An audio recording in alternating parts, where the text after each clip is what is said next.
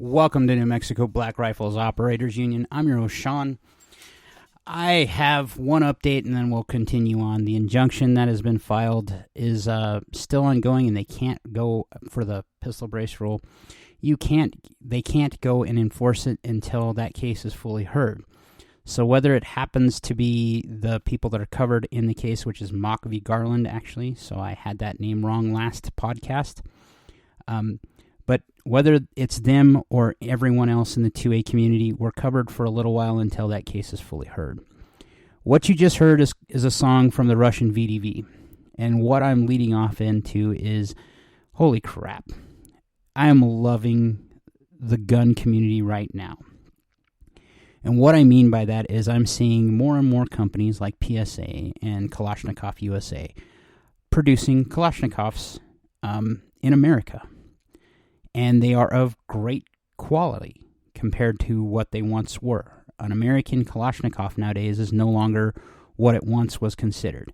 And the Kalashnikov community, because I've been a part of it for a long time, American-made AKs are usually parts kit guns, and they're usually kind of substandard compared to like an Ishmash or a Yugo or a Romanian Kalashnikov.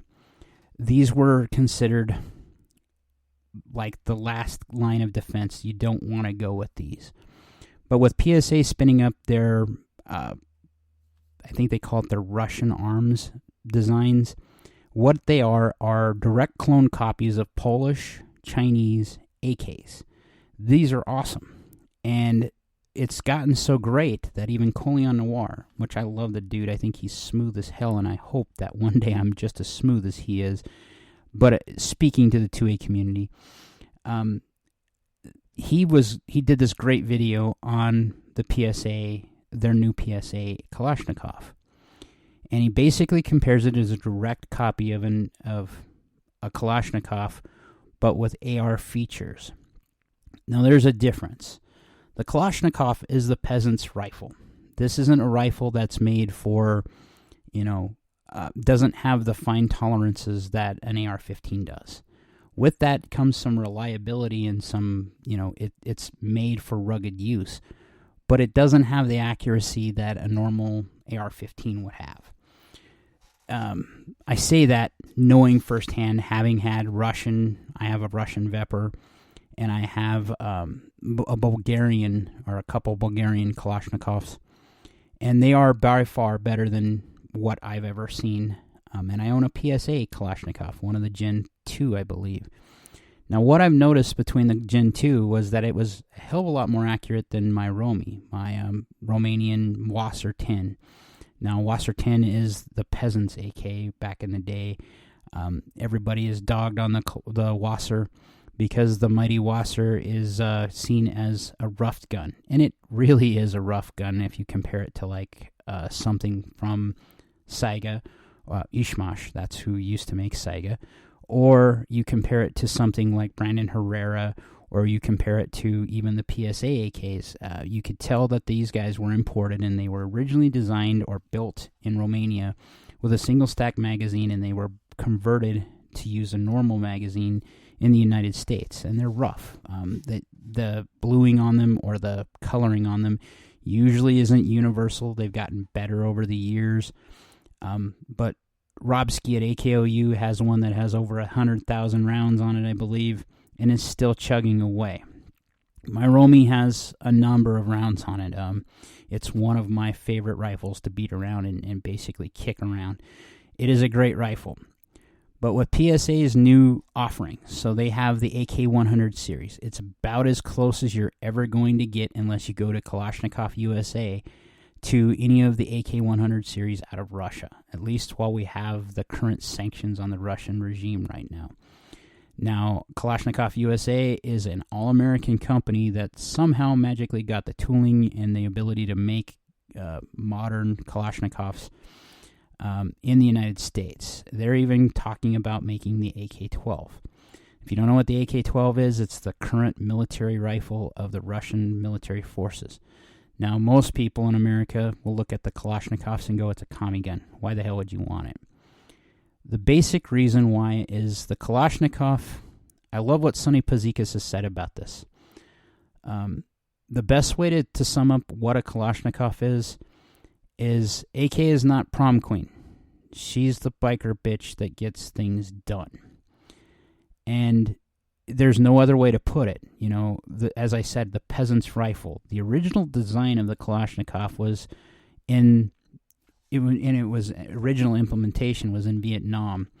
And what happened there is this is the gun that you can put in the rice paddy and break out when you need it. You can clean it up, oil it, relube it, and it's ready to go. There's something to be said about that American shooters are just now warming up to, because we've seen the AR-15 and we want something new. With PSA and Kalashnikov USA, you're going to get a rifle that is as close to clone correct as the Russian versions, but with American ingenuity. And the one that Colion Noir showed is as close to what is called a Russian Alpha. Now, a Russian Alpha has places for modern accessories like lights and lasers, foregrips if you do want one. But there's a trade-off with Kalashnikov. What I mean by that is anytime you add something like that to the Kalashnikov, you make it heavier. So this isn't a gun that is going to be like 6 or 5 pounds or 7 pounds without all the accessories on it. Before you even add the accessories, you're looking close to 8 or 9 pounds with these new pieces that they're putting on them, because they're aluminum instead of wood, which makes them still lighter than some of the wood or some of the polymers that they used, but that's still heavy. And you have to think about this as a direct piston gun or a piston-driven gun. You're going to have a trade-off in that it's forward heavy, meaning from the magwell forward, it's heavier than, say, an AR-15 with all of its accessories and all the fun stuff. The AR-15 is a very balanced rifle. Eugene Stoner was a great designer. More so now, I come to that realization after having an AR and using an AR in several training classes and comparing it to what I've learned from my own side from the Kalashnikov. The Kalashnikov, as I've said before, is the first black rifle I've ever owned. But to see someone like Colion Noir come out and talk about how great this new AK is. Now, I didn't finish the video yet, and that's because I just haven't had time. I've been dealing with my business more so than other things, and, I had somebody try to scam me today and see that if I could pay for a MacBook Pro, and, well, being a former IT guy, that didn't go too well for them. But when we look about this stuff, the American public is looking for something different. An AR is an AR is an AR. We've seen every company under the sun nowadays making AR-15s. That's why people are looking at Kalashnikovs going, what's different about them? And it's about time. The Kalashnikov used to be available for $400. You could buy a case of them. You could buy 4 or 5 rifles at a time. That day is long since passed. And the Kalashnikovs now are looking at $1,200 for an entry-level AK if you're looking for a foreign-made one, where the American PSA AKs are coming around $600. You can't beat that, especially with PSA's warranty is lifetime warranty. Doesn't matter if you're the first user or anyone after that. Now, there's some quality control issues, just like when Wasser spun up and made their Kalashnikovs. I still feel that with PSA because they've been learning. They invented the tooling to do the Kalashnikov. They didn't just get them from Russia. You can't just get data packets from Russia nowadays. So they had to do some backwards engineering to come up with modern processes to make a Kalashnikov. And they're doing a great job, in my opinion, especially when they're willing to address issues. Now, they're available in 5.56, which is America's caliber. And it makes sense if you have an AR-15 that you would have a 5.56 AK because it's a great way to train, great way to learn the Kalashnikov, which is way simpler in my opinion. And I say that because it has those rougher tolerances or those more open tolerances that give credence to, less maintenance. You still have to maintain the rifle. Any machine you use is going to need some work. But what is interesting is seeing that they've modernized it. And when I say modernized it, the Russian Alpha guys, these are the Spetsnaz. These guys have designed or had them shorten the rifle and make it more handier and more compact. And that came with a series of improvements as far as its cyclic rate, so that it's slowed down a little bit, but that it's more improved with a 90-degree gas block instead of the 40, I think it's actually a 47-degree gas block for the original Kalashnikov. Now, what does that do? It improves cycling of the gun. It improves wear and tear on the gun. And with newer calibers, the Russian one specifically is 5.45 by 39. Now, what you can compare the 5.45 to the 5.56, they're almost neck and neck. The difference is it's a smaller caliber bullet. Instead of being a 223 or 224, it is actually a 219 caliber bullet. But it's longer. It has a longer bearing surface, and it allows for better accuracy. The Russians don't have NATO, so they don't conform to our standards. In NATO, you have to have a full metal jacket bullet, and the Russians comply with those NATO standards to some degree.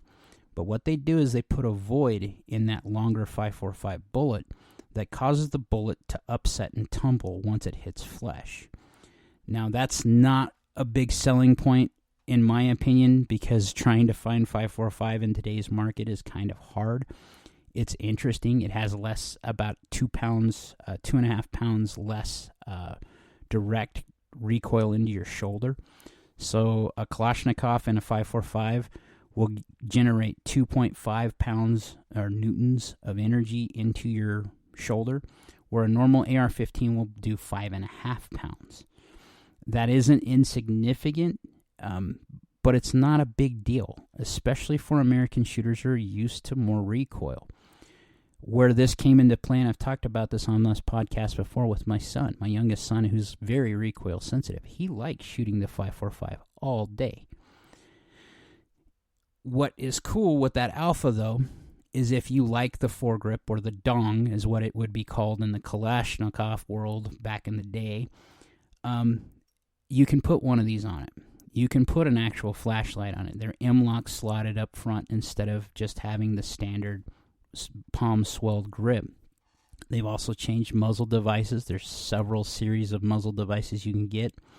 And with American-made AKs, there isn't a problem of concentric barrels like there would be in Russia. So what does that mean? It means you can suppress a Kalashnikov, an American-made Kalashnikov, easier than you could a Soviet or a foreign-made one. And the reason why that is that, number one, the thread pitch on an American Kalashnikov usually conforms to American standards. So like half by 24 or half by 28 or whatever the American standard is for like a normal bird cage on an AR-15.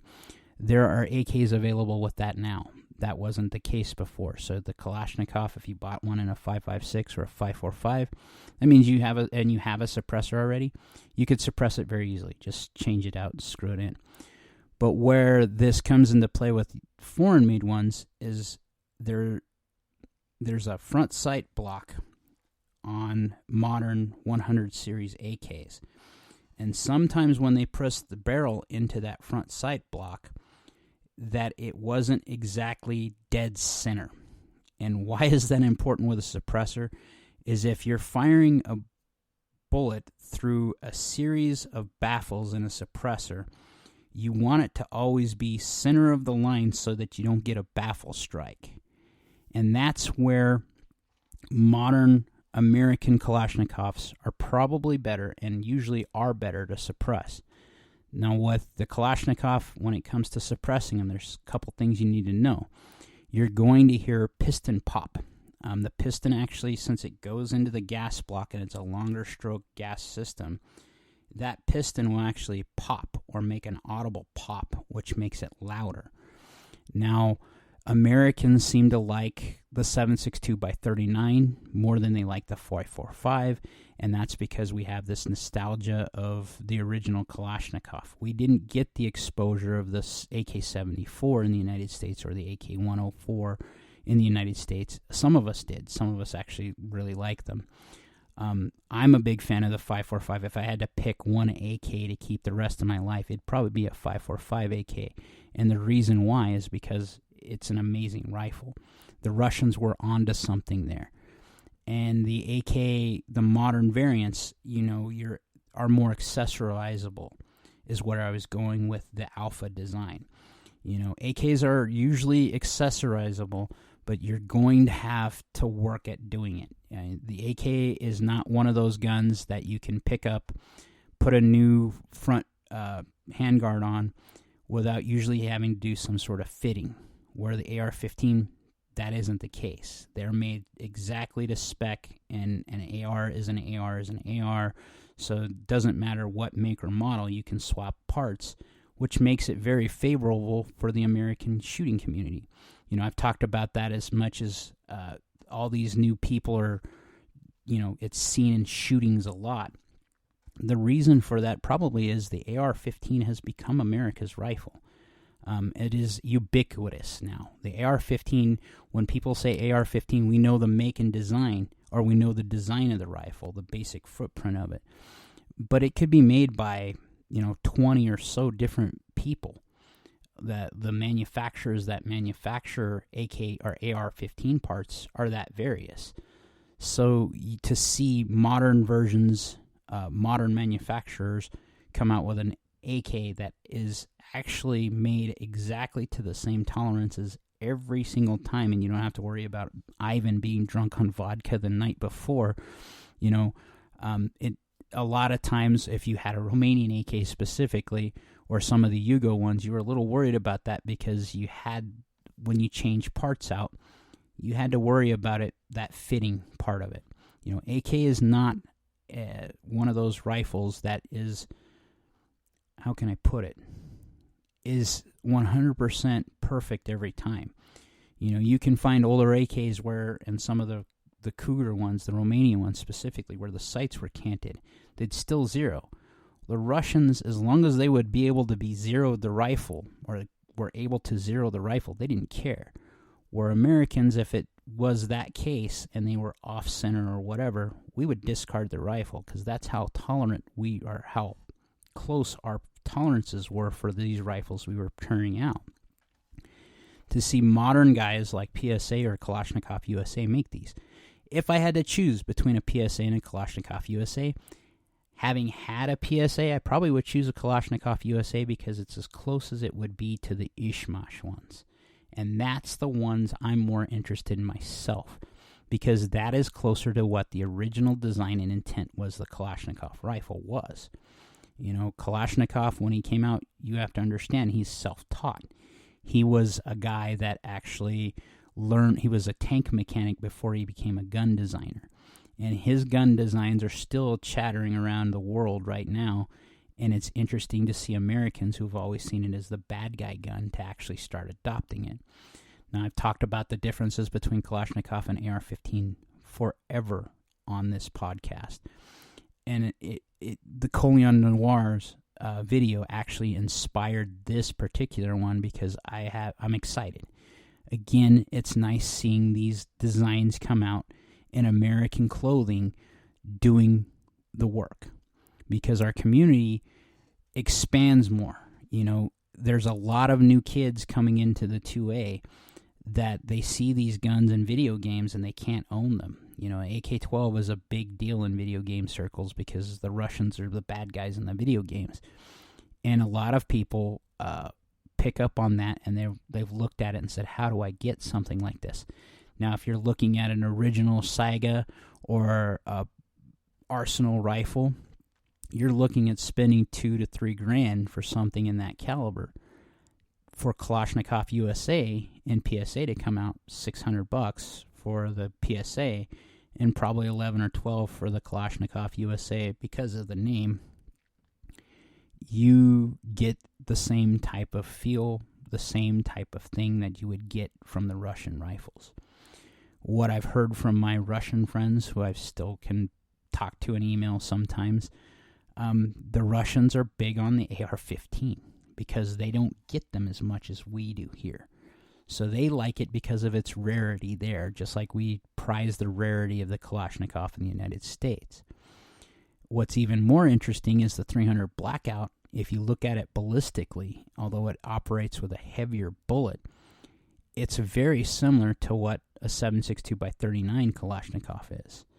The difference is that the 300 Black is all American, and it's the reason for the 300 Blackout was for suppressed AR-15s. And you cannot get, well, you can get 300 or 200 grain bullets, 220 grain bullets for the 300 Blackout.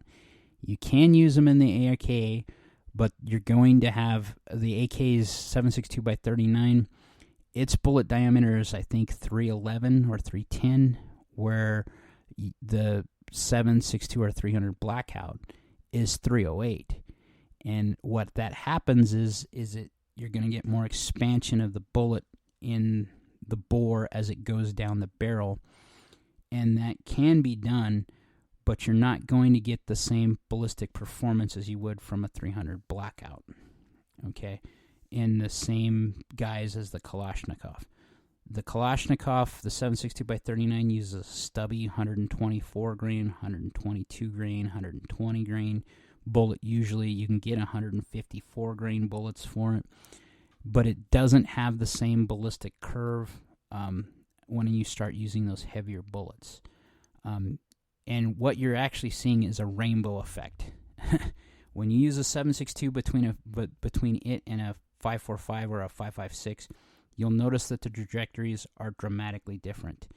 The 7.62 by 39 has a rainbow, a defined arc like a parabolic arch, where the 5.45 is a lot flatter shooting. It's closer to the 5.56. Seeing these new calibers, especially the 5.56 ones, and I've even seen PSA running their AK-100 series with using AR-15 magazines. That's got to be attractive to new shooters who are just getting into the AK world, because now they're getting to use the same thing, but they're the same training methodology, but they're getting to use magazines they already have. And I can tell you, having had and still have a 5.56 AK, that is the most expensive thing you're going to find, is that 5.56 AK mags are easily twice as much as a standard AR-15 mag. Now, there's this stigma around the Kalashnikov, and that its accuracy is lacking. I would say if you do the trigger work and you get a good solid barrel, or one that's good solidly made, and you work your loads yourself, you can get pretty close to similar accuracy. The difference is if you're using the cheap ammo, which is one of the reasons why people like the Kalashnikov.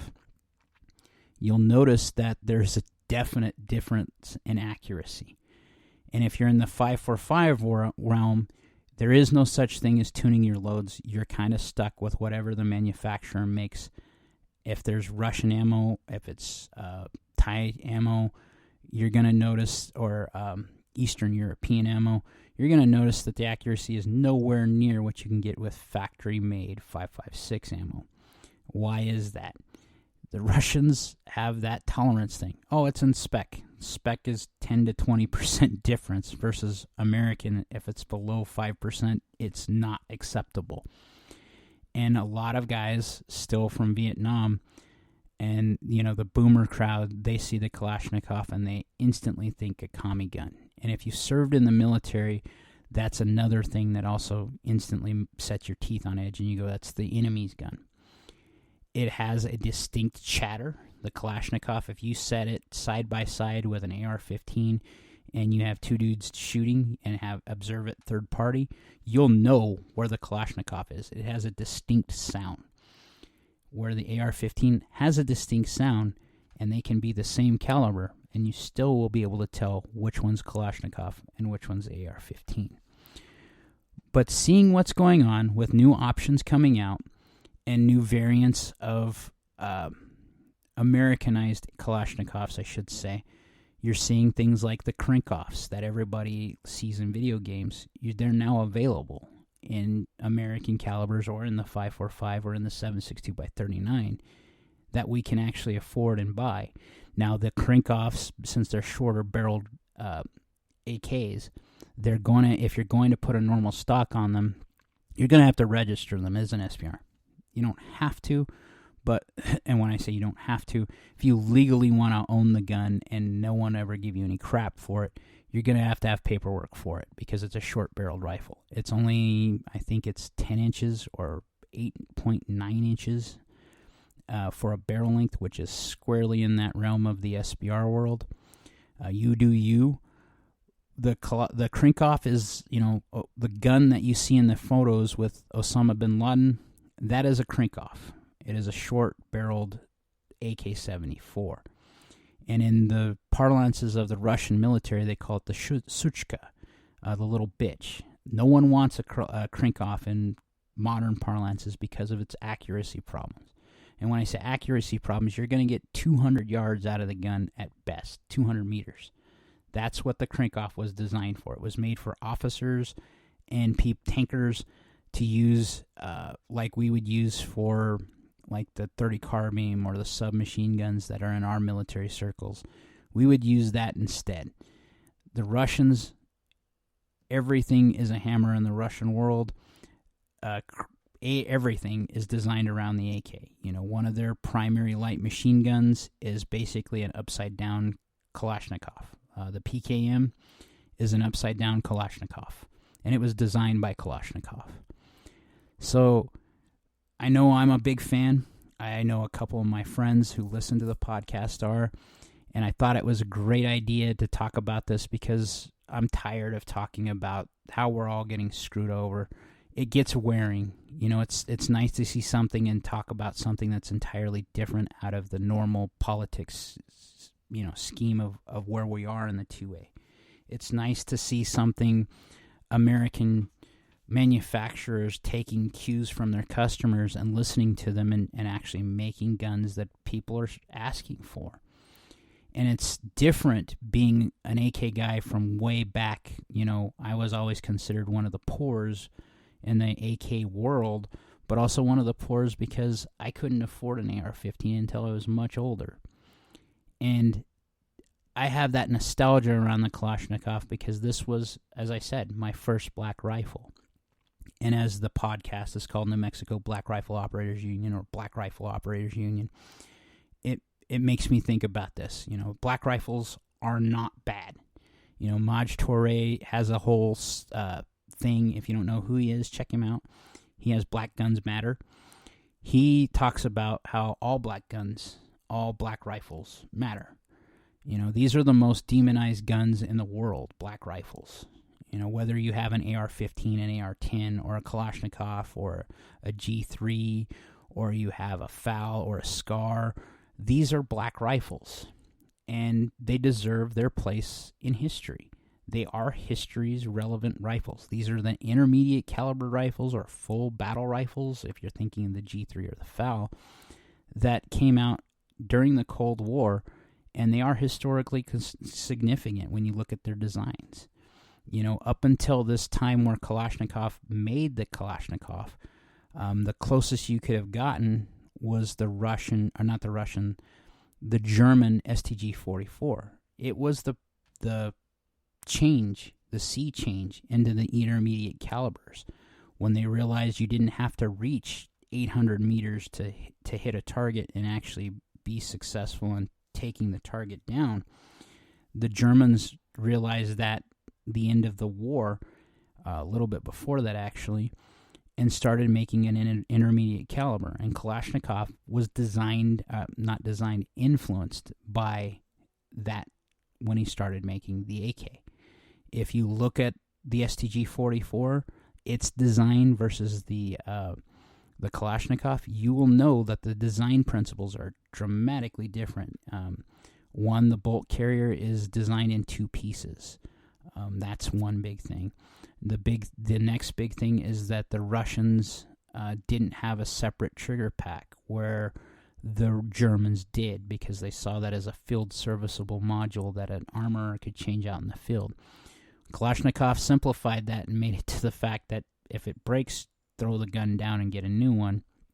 But an armorer could, in fact, take two pins, or a man in the field could, and replace the entire trigger group of the Kalashnikov. There is a reason why the Kalashnikov will be chattering away long after everyone's passed and their bones have turned to dust. Like, share, subscribe, be great. I can't let it slide. My politics are rather controversial. Who would have thought that I ain't catching all slack?